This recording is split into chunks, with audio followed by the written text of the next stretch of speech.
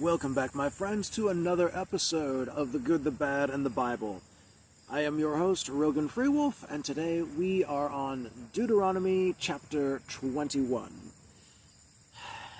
And I must announce that from this point forward, I've looked into the rest of the book, and it's going to be a little bit of a slow pace. Today we are literally only doing chapter 21 because of how much stuff is getting crammed in here.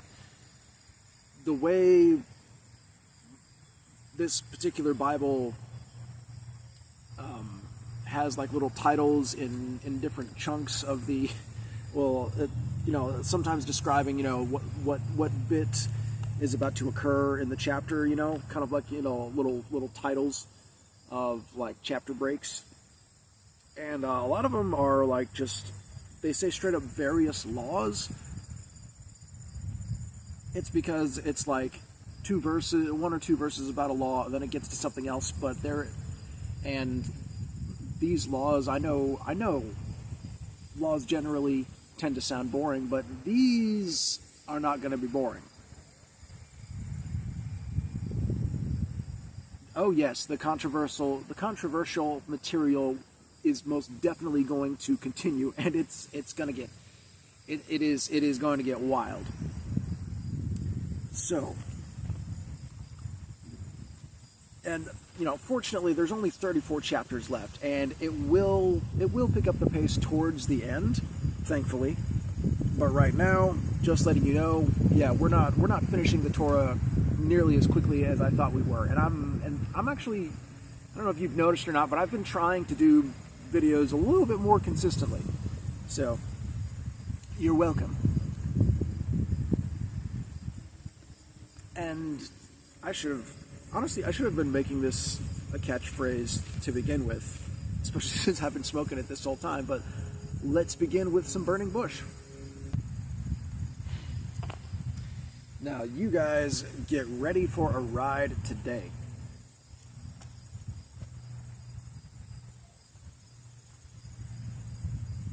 You might recognize one part of this chapter from a previously mentioned portion of scripture that we went through that happened to tie in. I can't quite remember how. Oh no, I remember. It had to do with unaliving relatives, I believe, that were telling you to check out other religions. But that specific bit is not what's here today. No religious discrimination today.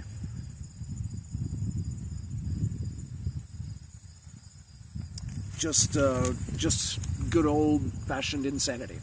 So, without any further ado, let's see what all is loaded full of this chapter.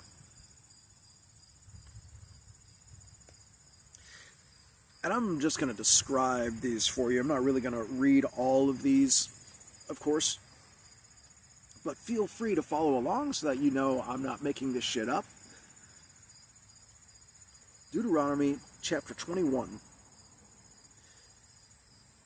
And the first 9 verses, this is what's happening. It is saying, if you come into Israel, Moses speaking to the Israelites, if you come into the land, you possess it and everything, you've arrived, yada yada, you have your land, blah blah blah, everything's hunky-dory, and then all of a sudden you discover a dead body in your field.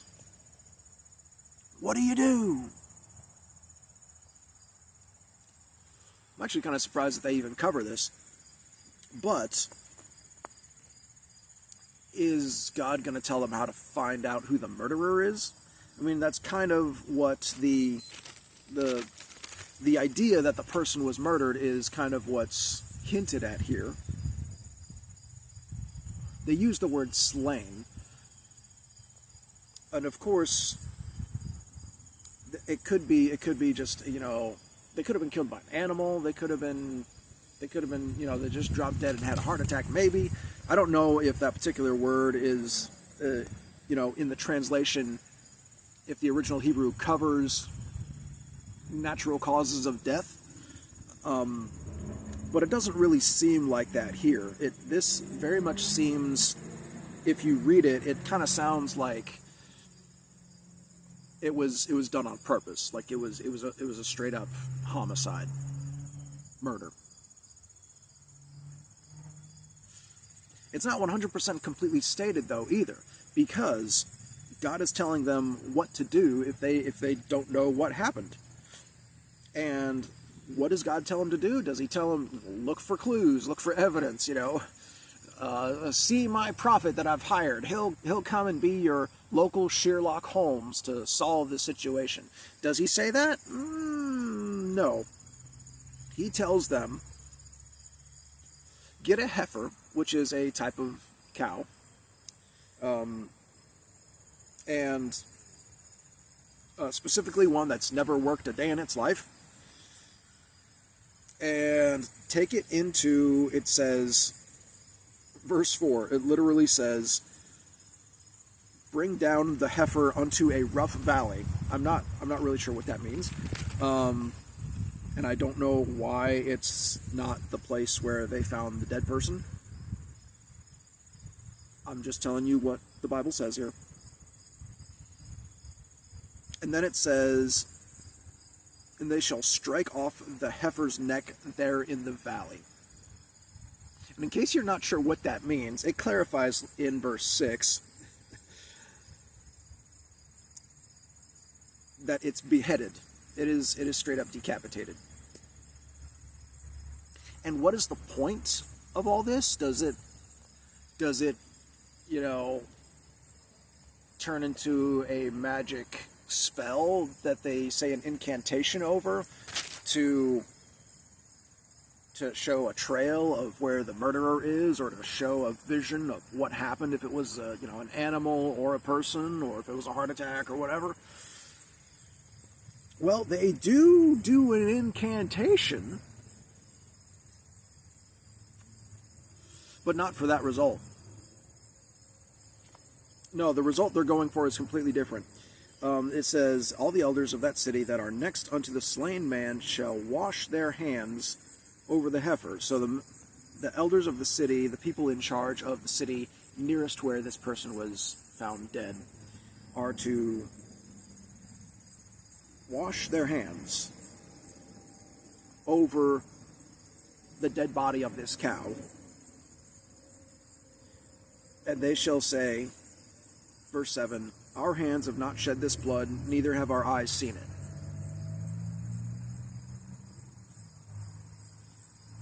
Verse 8, be merciful, O Lord, unto thy people Israel, whom thou hast redeemed, and lay not innocent blood unto thy people of Israel's charge. And the blood shall be forgiven them. So shalt thou put away the guilt of innocent blood from among you, when thou shalt do that which is right in the sight of the Lord. So you get what's happening here. No one knows who did it, but they are making a sacrifice and washing their hands over this freshly slain cow, so that God won't hold this death against them. Even though at the most, or at least, I don't know, probably 90% of the people involved are probably innocent. Like,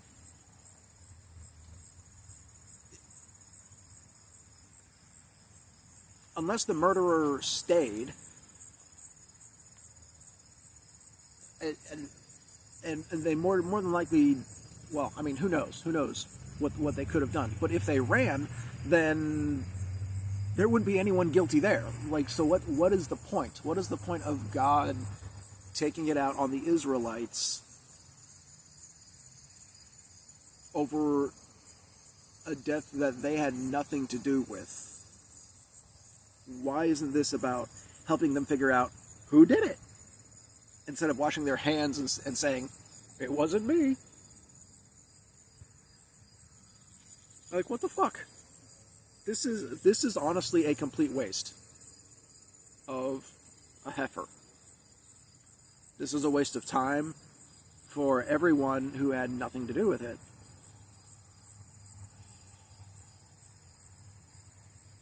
I mean, this is more wasteful.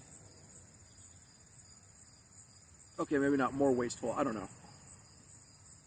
But I mean, this is like cops patrolling in pickup trucks. Like, why? A gas guzzler to patrol? Like, come on. Where's the common sense in that? I mean, at least they're still doing their job, hopefully. But here, there's literally nothing getting done. This is a complete waste, 100%. The only thing that's happening is God is getting appeased. It's like, oh my God, someone died. More blood. I need more blood to be satisfied. We couldn't find the criminal, so I need some blood. Like, it seems like that's what's happening. Like, you want some blood, why don't you help us find the person responsible, and then you can have your completely justified blood, because, you know, they murdered him. They deserve to be caught. They deserve to be punished. So, like, why isn't God helping them do that instead of helping the Israelites so that God won't get pissed at them and unleash his anger on these innocent people? Like, what the fuck? How is this not tyrannical?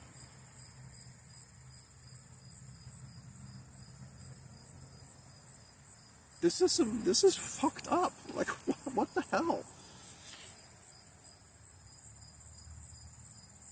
It makes absolutely no sense.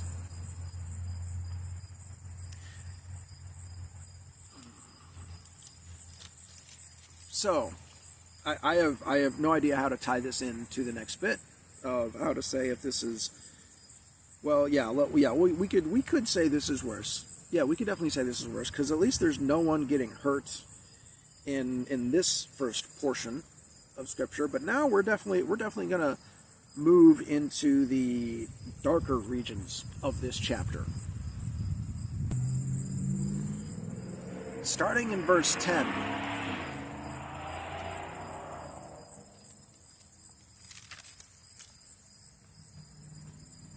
Well, let me just read it to you. And let me ask you, how moral does this all sound right here? This is great. It's only 5 verses. You can handle it. They're not too long either. Just listen to this. And I'll try and read it in more clearer English as we go through, like a New King James Version Bible might sound. But feel free to follow along, of course. When thou goest forth to war, when you're going to war against your enemies, and the Lord God has helped you beat them, and you've won, and you've taken them captives,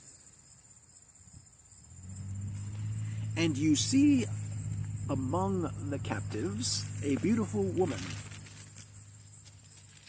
and you wish to have her for yourself as a wife, here is what you do.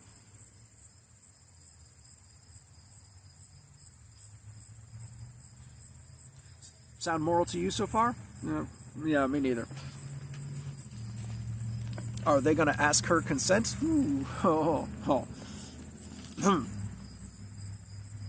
Well, just keep listening and find out. Then you will bring her to your home, and you will shave her head, whether she's into it or not. And back then, they really weren't. It was considered more of a shameful thing. You'll shave her head, you'll trim her nails. I'm supposing that. I'm not sure if that's a torturous thing or what, but like, I doubt it.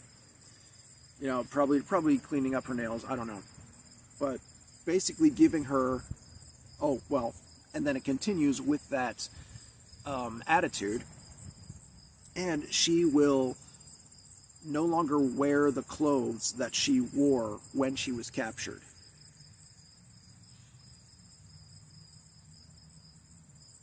So basically she's going to go through a full reset of who she is. She is And then she is allowed to mourn, this says bewail, but mourn, cry for, miss her father and mother a full month. So she's allowed to be by herself, I guess, basically, uninterrupted for a whole month to cry and deal with the hardship of being ripped away from her family. And then after a month, you go into her and you make her be your wife.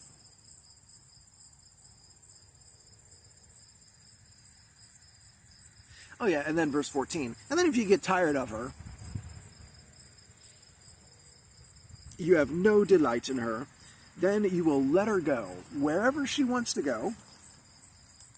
And this sounds positive for a second here, but you will not sell her at all for money. Great right. You know, thou shalt not make merchandise of her. Wow, that would be a great 11th commandment. Thou shalt not make merchandise of any human.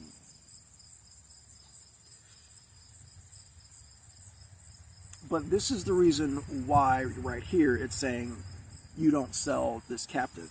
It says, because you have humbled her. Because you slept with her. Because you forced her to be your wife. And so now, according to Moses / Yahweh, she is now worth less than merchandise and not be allowed to be sold as merchandise because she was spoiled. So it's great that she's not being sold into slavery, but it's for an incredibly insulting reason. If that, try and stomach that shit. I'm not going to sell you into slavery because now you're worth less than property. Like, what the fuck?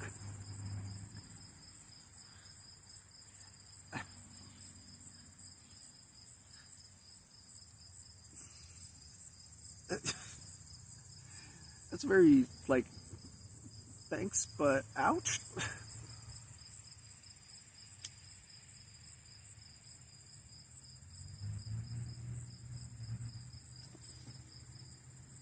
Thanks for not making a continuous slave of me, but damn, you don't have to be a prick about it. So, yeah, that is how Israelites are meant to treat their captive women if they want one of them for a wife. Does any of that sound moral to you? Doesn't to me. And then here's another mouthful right here. You remember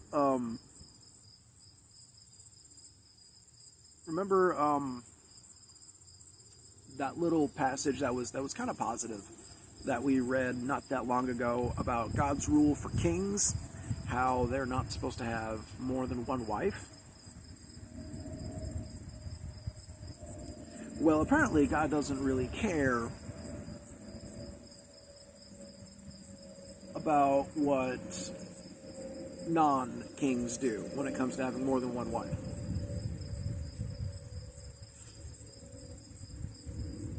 Verse 15, if a man have two wives, one beloved and another hated. So just to be clear, if you're joining us for the first time, yeah, this is not about a polyamorous relationship. This is, who knows, these could be slaves or captives. They could be, who knows how they could have ended up with this guy. But this is not a society where there are polyamorous relationships. In fact, you can look through the entire Bible and you will not find a single place where a woman has more than one husband. at a time, at once. But yeah, so it is stated very clearly here that, even though it's not stated directly, it's fine to have more than one wife. No, it's like, this is being stated in such a way that it's like, no, this is expectedly normal. Like, this is so normal, we don't have to actually say men are allowed to have more than one wife. No, it's just a thing. I mean, maybe it says it in other Hebrew texts that are not in the Bible, but because there are other books that the Jews use other than the Torah. Same with the Quran. And Muslims, they have other books aside from the Quran. Pretty interesting, huh? But it seems like Christians tend to stick with only the Bible, which is kind of curious.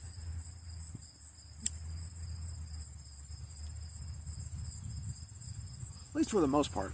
Some Christians are smart enough to rely on other books for their inspiration. But, of course, that's a very tiny minority. But, yes, back to a man having two wives and liking one and hating the other. This is another bittersweet hit right here, because this is not great that men should be having more than one wife. Like, this is definitely a sexist society right here, and that is only going to get emphasized in the next chapter. So make sure to come back for the next episode if you enjoy even more controversial stuff in the Bible, because we're going to be getting even into more in that. Gotta slow down. But so the good-ish part here, because I mean, the situation wouldn't have even happened to begin with if they had just had one wife and worked on their relationship. But these are God's chosen people. They can do whatever they want, all right?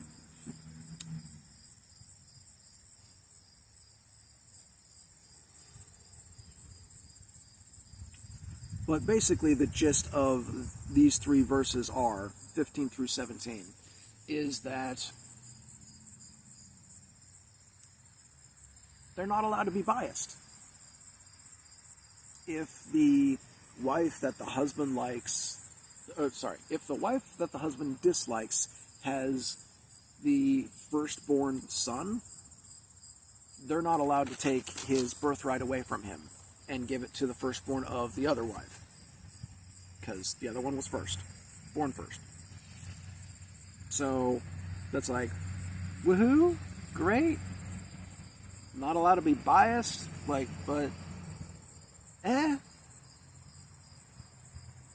not really that excited, because this situation shouldn't have really had to exist in the first place.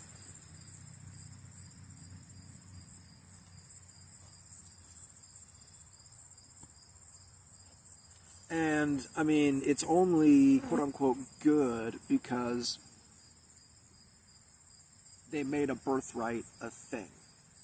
Firstborn birthright a thing. That's not really something that we have in Western society. Typically, either, the kids get equal portions of what the parents had when they passed away, or the parents have a will that divides specific things to specific kids. So, I mean, I guess you could say firstborn. The firstborn shtick was something like that, but it was a very significant thing that the firstborn, especially firstborn son, I think, because I'm not quite sure about the firstborn daughter, because although actually I am pretty sure that if they had any son at all, that son was the one to get the goods, because they had to make up rules specifically in cases where parents only had daughters. And then they were like, oh my God, who do we give the land to? Because there are no sons. Like, hey, there are nothing but daughters. Can we still have the land? And then they had to marry cousins, basically, if I recall correctly, to keep it within the family. So, yay?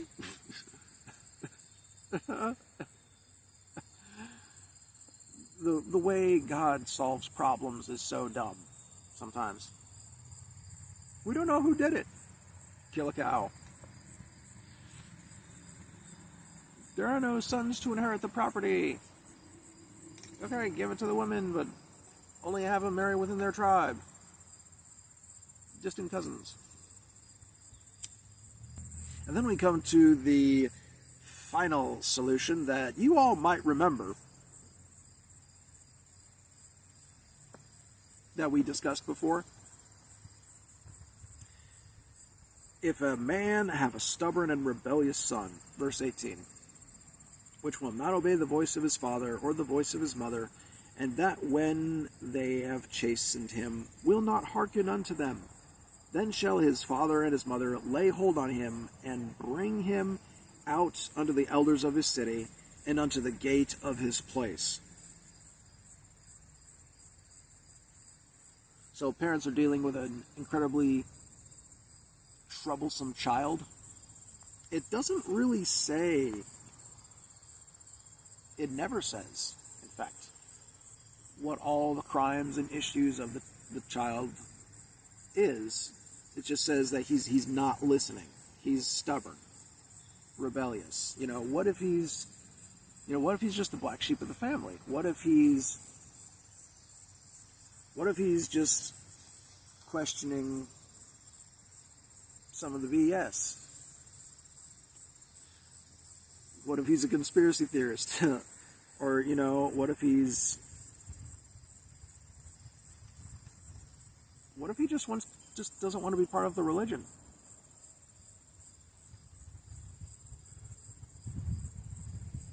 Of course, that's kind of an issue too. We've talked about what happens to people that don't want to be part of the religion.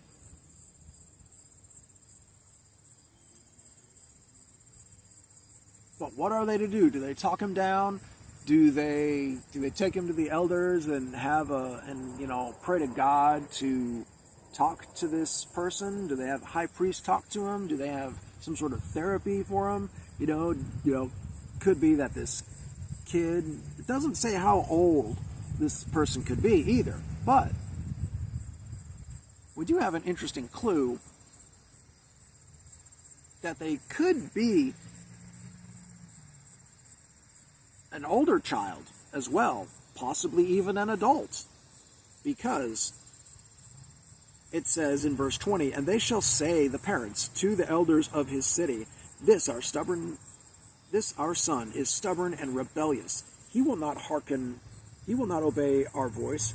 He is a glutton and a drunkard. Like, how young do you have to be while living at your parents' home to be accused of being a drunkard as well? Now, glutton also could mean a number of things. That he could be, he's lazy, eats a lot. There's a number of things that could mean. That's generally the mixture combo of there. It's just someone who's incredibly lazy, selfish, self-centered,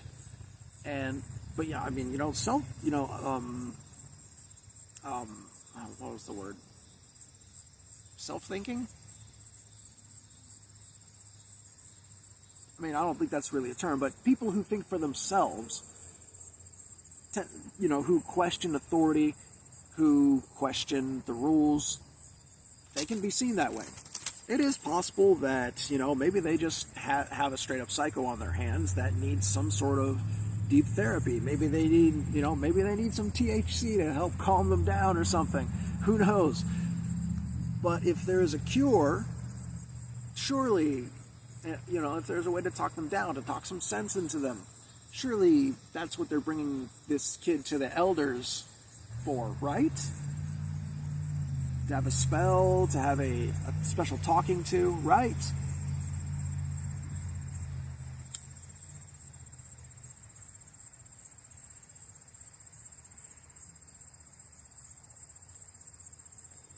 Y'all remember? Oh, the newbies probably aren't going to see it coming. All the men of the city shall stone him. With marijuana, like they probably should. Nope. With stones. They throw stones at him. That he die. Literally how it says, that he died. So shalt thou put away evil from among you, and all Israel shall hear and fear.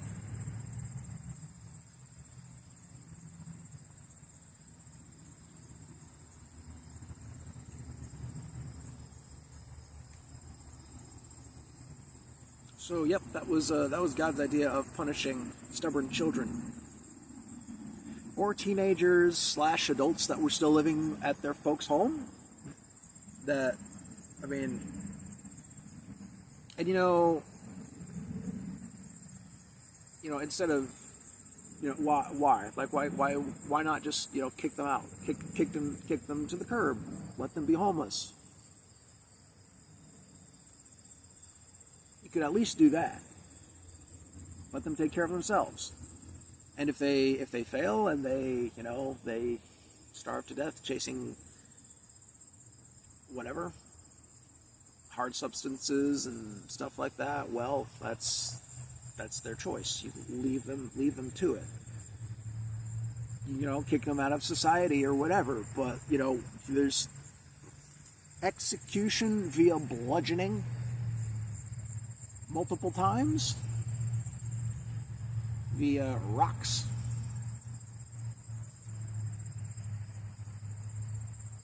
That's not humane at all. And with a God that can supposedly do anything and heal any issue, this really seems like a perfect opportunity for him to prove his power. I mean, we got stuff in the New Testament of Christians praying and laying hands on people, and, of course, Jesus healing people. I think there are a few cases of the disciples healing people as well, I think.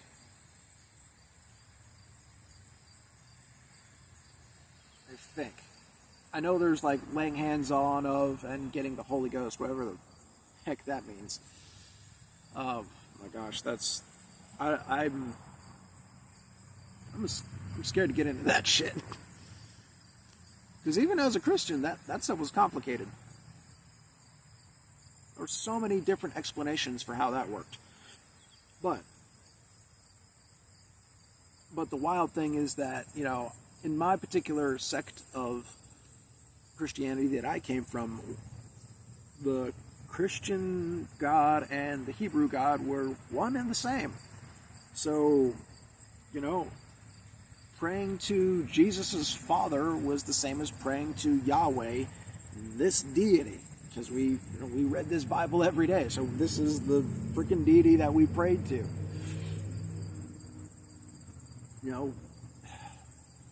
I don't know how it didn't sink in how heinous these things are, with my parents, but I guess when you're raised in it and you're not taught, you're taught to not think, to not question. I mean, it happens. It's an issue. It's a big issue. But we actually end the chapter on a tiny positive note. Believe it or not. I know it happens. It happens.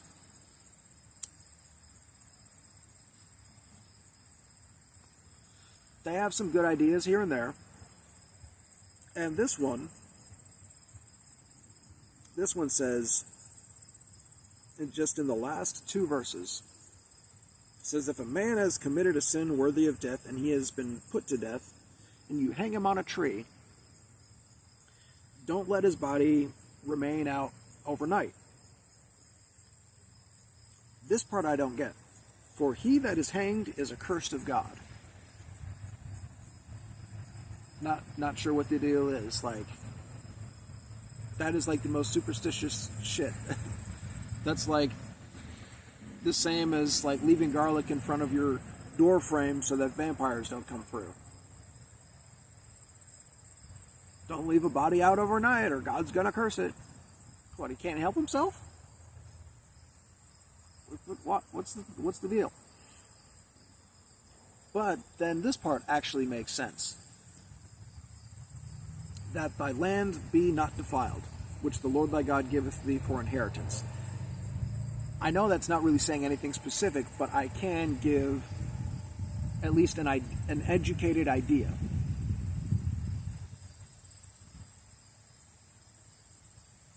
And maybe you've already thought of it. It's pretty straightforward. If you leave a body out, it's going to attract vermin. It's going to attract vultures and other animals that are not the best for the environment. I mean, yeah, it's their job to clean up roadkill and other things like that and other carcasses in the wilderness, but leaving a whole body out like that is going to take a while for them to go through. And so that's going to attract those animals, then it's going to attract those animals' predators. And then, I mean, I don't know how that might affect the environment otherwise, but, you know, you probably don't want to leave a bunch of hanging bodies out all over town and places, attracting all those kinds of animals. So it makes sense. It makes total sense to just bury it in the ground. But I for the life of me, I don't know why God couldn't just say that instead. Like, deep fucking dirt. I mean, that's... Yeah, we don't want vultures and a bunch of ravens and the animals that will hunt and eat them hanging out in our towns and villages and places and shit like that. No, just don't defile the land, and you know, don't want God to curse their soul or whatever because other people chose to hang him. I mean, it's already bad enough that actually that doesn't really make any sense. Like, if you think about it, this is a person, it specifically says, who was worthy of death. So for experiment's sake, we'll say this person was genuinely a convicted felon who was definitely in the wrong and definitely deserved to be executed. So they were a bad person, right? They should already be in deep trouble when they reach the pearly gates. So what does we'll just say the cops. What do the cops down on Earth, leaving this convicted felon's corpse out overnight? Like, why should that affect the already convicted and dead felon even more so? Like, why should he get even deeper shit for something that isn't his fault? Like, he's already going to hell or wherever that he's going, Sheol, whatever. He's already going there. Why does he get supposedly extra cursed by God if the police leave the body out overnight? That doesn't make sense. I mean, what if they're called away to an emergency? What if something else goes down and they can't be there to cut the body down? I mean, maybe, sure, they probably could leave someone to do it. But, you know, hey, if it's that big and everyone's got to go right now, what if a storm hits, you know, and then everyone needs to leave? Sorry, gotta leave the body flopping in the wind. Maybe the tornado will get it. Who knows? Or a fire, I don't know. There can be a million reasons why everyone would have to suddenly leave the area. Maybe aliens attack. I don't know. Fuck no. there's got to be some sort of, I mean, honestly, it doesn't make any sense why God is going to curse the body just for it being left out overnight.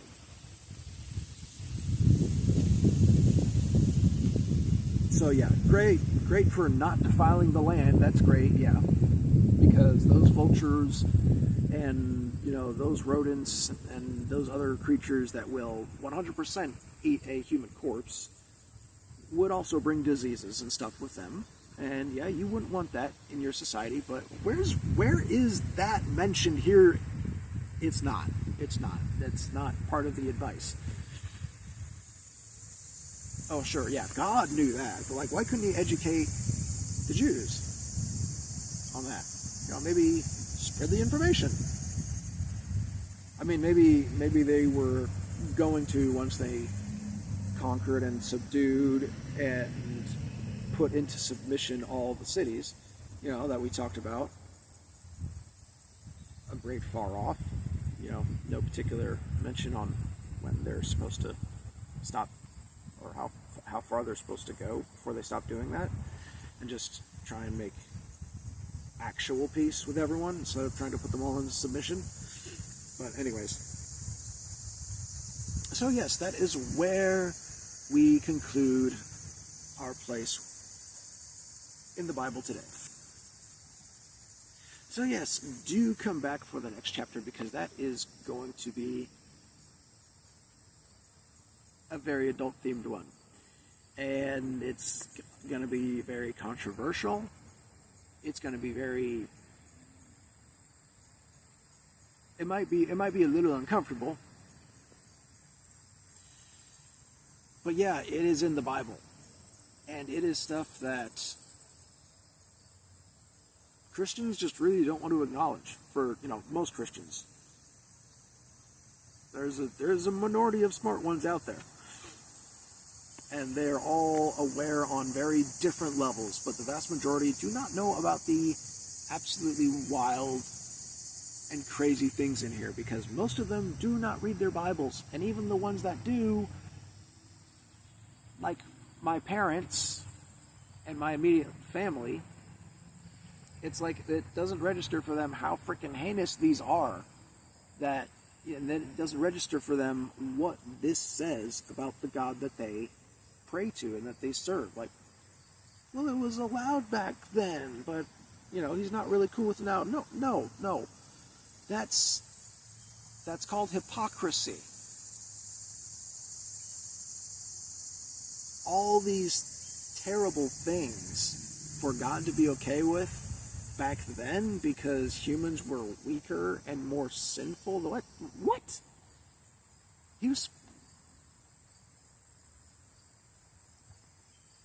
They should have been trying to be better back then. They should have been trying to be more different. This is just, all this is them acting like, this behavior that they're being allowed to perform on other nations is very racist. And that was okay? You're saying that was okay back then?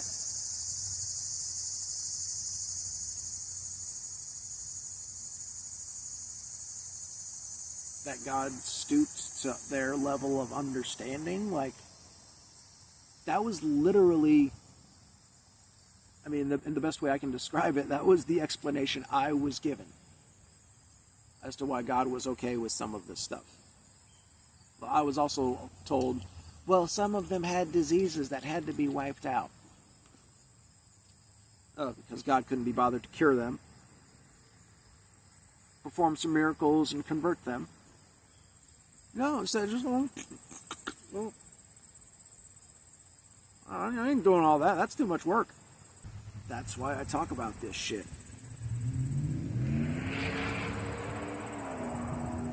Someone has to. And I know other people are out there doing the same thing. And I'm not here to call out anyone. I don't really know other people that do it. I've come across them here and there. Some people have. I'm finally hearing about other people doing it, and it's very encouraging for me. It makes me very happy. But I still see a lot of unnecessary hatred. And I understand that's part of healing. I went through that too. I went through a lot of hatred. And I'm still, like, I've consciously learned to let go of the hatred, but subconsciously and within my body is still, going through a lot of physical tension. I'm learning to meditate and try and let go of. Because the older I get, the more aware I become of the physical tension in my body, and the more and meditation helps calm that, and it helps put my own mind in a better place. So that is definitely something I encourage everyone to try out. There are scientific reasons why it works too. If you're not into, I'm not trying to push this as a spiritual thing. I'm trying to encourage this as a actual medicinal self-practice, because it is something that is scientifically proven to be beneficial.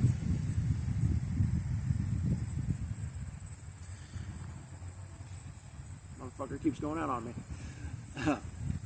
Maybe that's a sign to end the joint for now. But if you would like to know, if you would like to know what the scientific benefits are, I can tell you exactly where to go to learn about these things. There is a podcast by a fellow named Dr. Huberman. He is a neuroscientist, person who studies the brain, and he is on Spotify, does a ton of episodes. You can probably find it on YouTube as well, I'm sure. Well, there's an episode where he dedicates to the discussion of meditation and its benefits on the human body and the mind. They are a long episode. He goes into some crazy detail, but if you're skeptic, it's a very, honestly, but if you're open-minded enough to at least check that out first, dude, check it out. Even if you're a Christian, check it out. It's not going to kill you. I promise.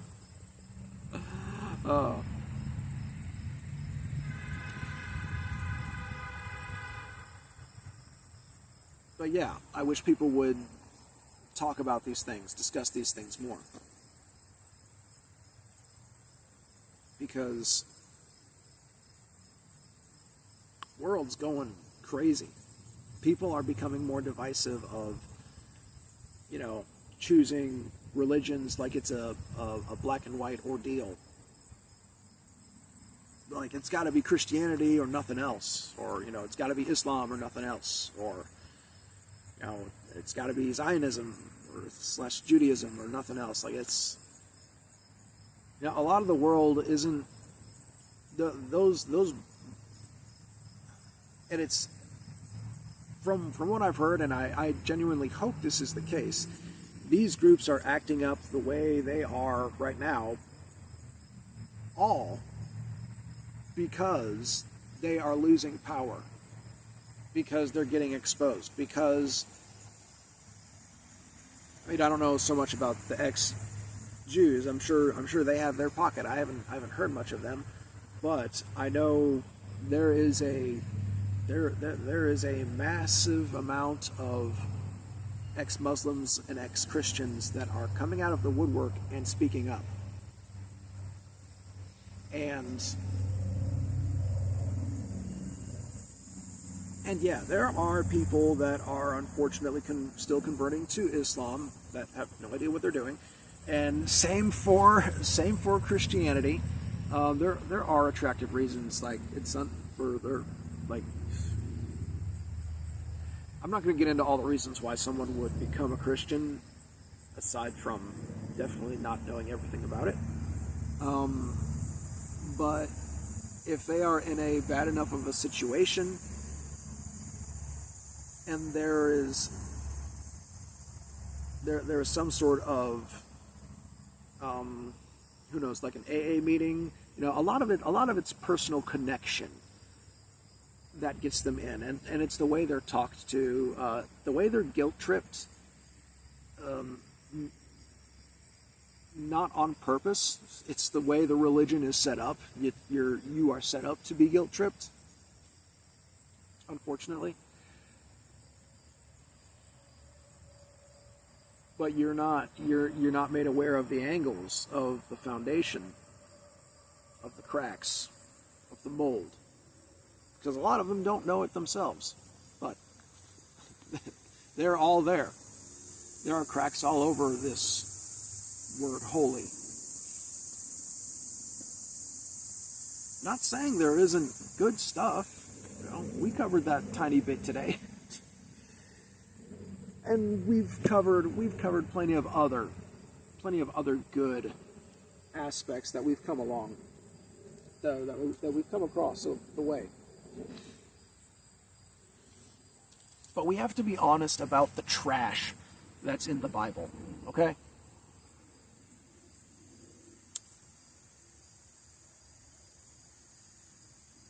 Because if we're not honest about the trash, we're going to keep on recycling it. And people hate recycling trash. People hate dealing with the same shit over and over and over and over and over again. And that's just what you're going to keep on getting if you do not slow down and pay attention to these things.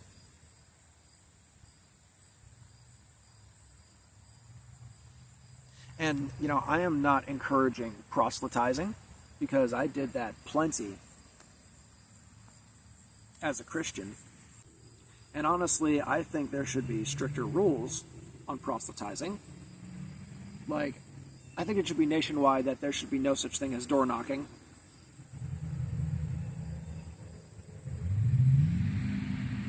Or street preaching. And I have done both, for the record. I think it is okay. I do believe in the point of free speech where people should be allowed to hold peaceful protests.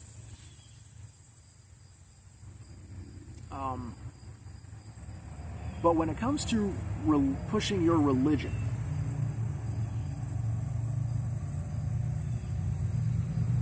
that's too much.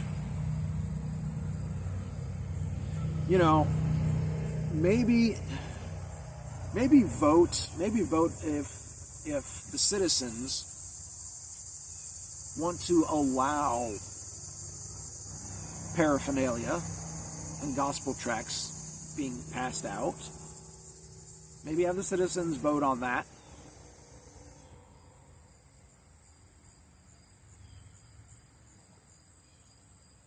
You can have your signs, perhaps, that you pay for, that advertise your events. Doing your car washes and shit like that. You have your own properties and stuff.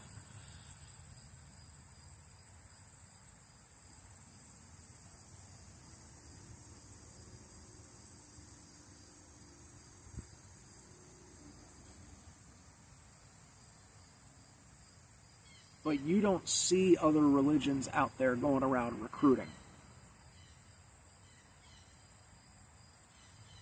Only the ones you might occasionally, very rarely, like it's super rare, super rare to see any religion outside of the Abrahamic faiths trying to recruit people.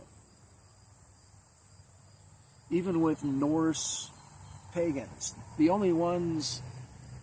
I'm part of a group of Norse pagans that just get together. I'm not like a dedicated member, but I am, I'm a friend of the group. And, it's not like, I knew nothing about Norse paganism and they got me into it. No, it was nothing like that. And they're not into looking for people that, don't take it seriously or aren't into that thing. You have to already be into it for them to even consider you. You know, it's completely different. Where they're not going out of their way to pull people from their everyday life and suck them into their religion. No, it's like, no, it's the religion is already called to you on its own without human intervention. That's the difference. That's one of the biggest differences between paganism and the Abrahamic faiths. They do not require human interaction.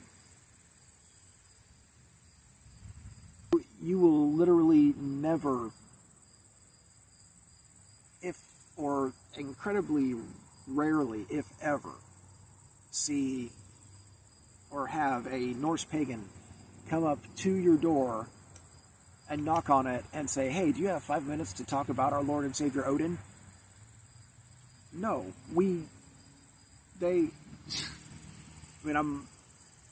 I follow a little bit more than Norse pagans, so I hesitate to say we, but yeah, no pagan of any kind, 999 times out of 1,000 will ever do that. That is a colonizing move. And we're not into that. We're not into recruiting like that. Like, no, you have to look at the religion yourself and decide if it speaks to you, if it's something that resonates with you as an individual. And if it does, you're welcome. You know, show up, whatever. Or practice it on your own, whatever your own particular style is. No one really cares. It's very open and free like that. But it's not something you have to be part of. It's not something that we're going to guilt trip you about if you don't want to be a part of. We don't look at you we don't look down on you for being an atheist or choosing a different religion. We feel, hopefully, those of us that are mature, we don't look down on you for the Abrahamic faith, but we do feel sorry for you because of the things that are in there. If we know that what is in there.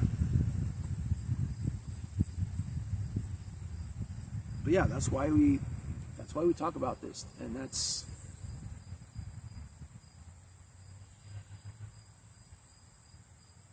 why I hope you guys are taking notes. I got my own notebook for this shit. I have not run into any street preachers yet, but I am looking forward to it.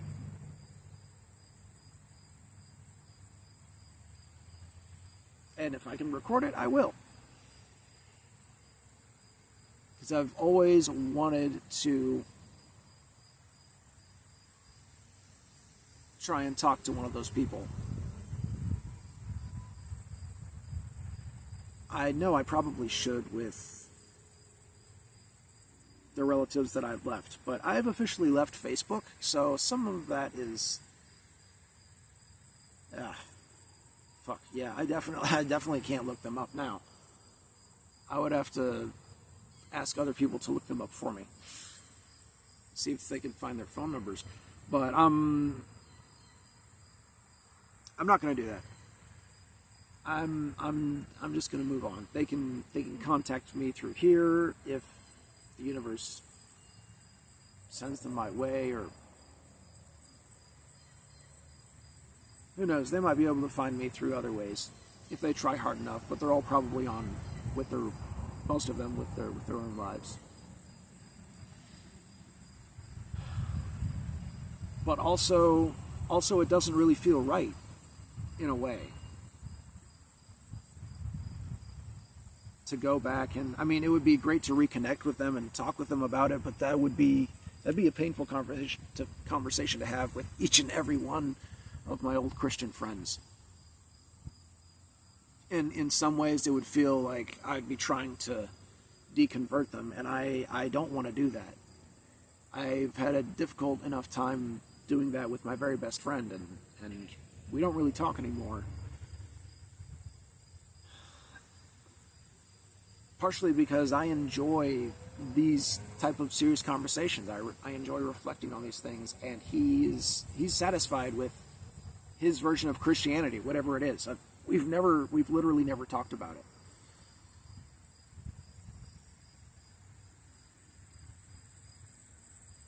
It's blown my mind on some of the things that we agree on, but yeah, the only Christians in my life that I really stay in contact with now are some immediate family members.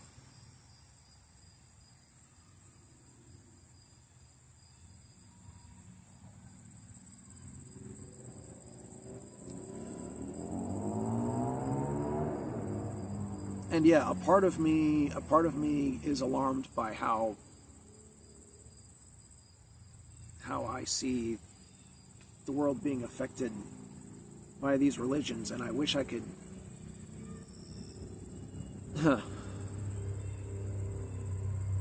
No, I don't. I don't wish I could. That a part of me, a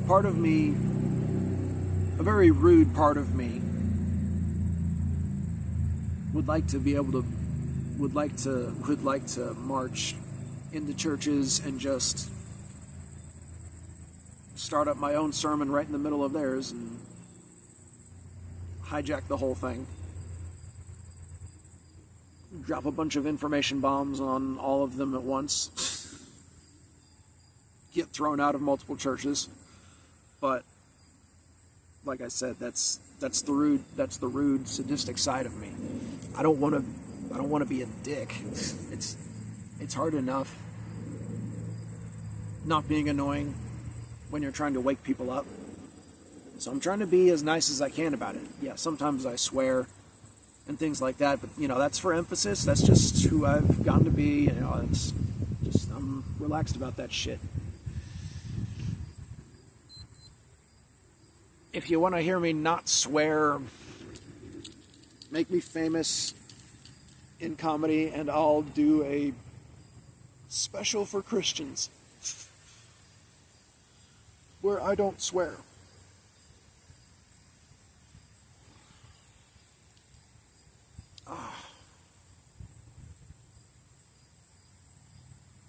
I gotta get on with my day soon.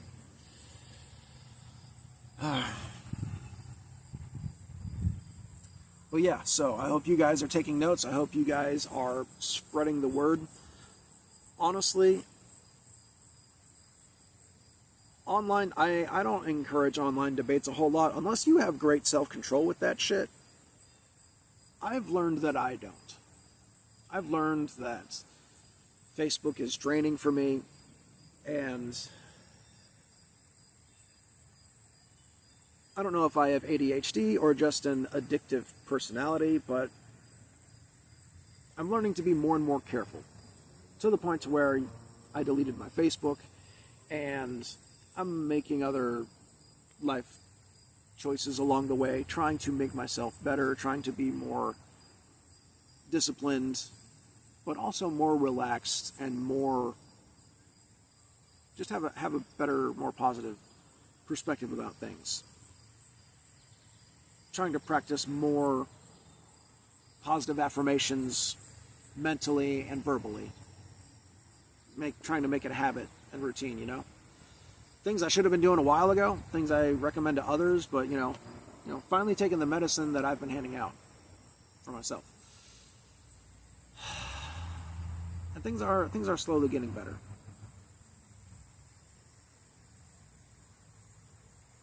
So, but if you find anyone that's worth talking to, that's genuinely open-minded, share these facts with them. Share my videos with them. You could potentially save someone from a crazy ass portion of a cult. Like I said, not all varieties of Christians are terrible, or of Jews or of Muslims, but there are some. When it comes to the Bible, yeah, I can show you some stuff. As you've seen today, as you're going to see next week, or whenever I get the next video out. It might not be next week, I don't know, we'll see. Anyways, when I can. So until next time, my friends, stay safe, share the word, and farewell.